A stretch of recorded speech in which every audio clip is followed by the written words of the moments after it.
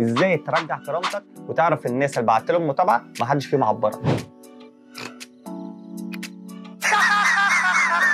كوبايه الشاي كده وتعالى ورايا اقول لك ازاي.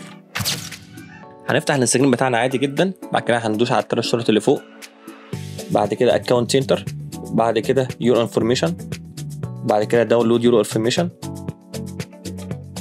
بعد كده داونلود، بعد كده هنختار الصفحه اللي احنا عايزين ننزل منها، وبعد كده هنختار الثانيه، وبعد كده هننزل تحت خالص لحد ما نوصل للمتابعين، ننزل اكتر كمان اهي لقيناها فولورز اند فولينج، وبعد كده داونلود تو ديفايس، بعد كده كرييت فايلز.